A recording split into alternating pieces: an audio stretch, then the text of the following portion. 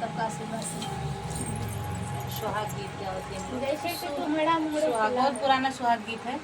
पुराना आप लोग सुहाग सुनिए, गीत। फुल आवाज करके आप लोग सुनिएगा। हमने सुना कि आप लोग खुलिए, आप लोग खुलिए और फुल आवाज करके खुल के आवाज कीजिए। खुल के आवाज करिए, फुल गाना करिए, फुल गाना करिए, सुनिए।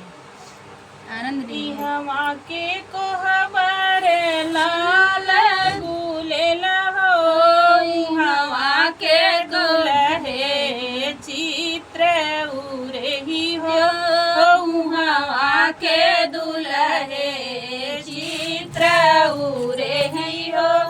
उतै चला ससुरु के बेटा हो, नैहरे के चुनरी धूमिला होई जाए हो, नैहरे के चुनरी धूमिला होई जाए हो।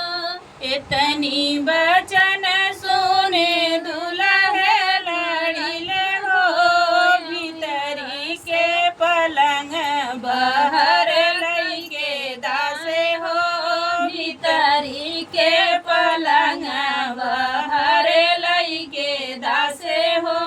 जऊ माई होती अपने बाबा के दुलारी हो, घेरियावत बदरी बरसन लागत पानी हो, घेरियावत बदरी बरसन लागत पानी हो। घेरियायस बदरी बरसन लागे पानी हो, ओली कोली दुल्हे पलंग लैलू काने हो, ओली कोली दुल्हे पलंग लैलू काने हो। खोलियू ना मोरी धन बजर के वाड़ी हो, घेरियायस बदरी बरसन लागे पानी हो, घेरियायस बदरी बरसन लागे पानी हो।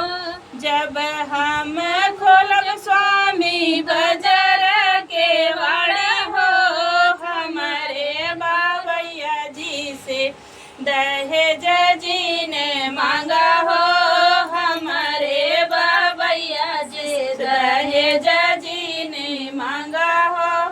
तोहरे बाबैया जी से दहेज नहीं मांगब हो, हमारे मायरिया के जवाब जी ने दीबू हो, हमारे मायरिया के जवाब जी ने दीबू हो।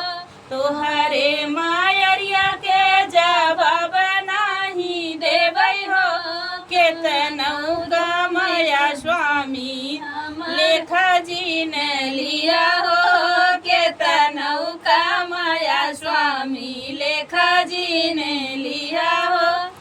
ये हुई ना बात। चलिए फ्रेंड, फिर मिलते हैं नेक्स्ट वीडियो में, तब तक के लिए बाय बाय।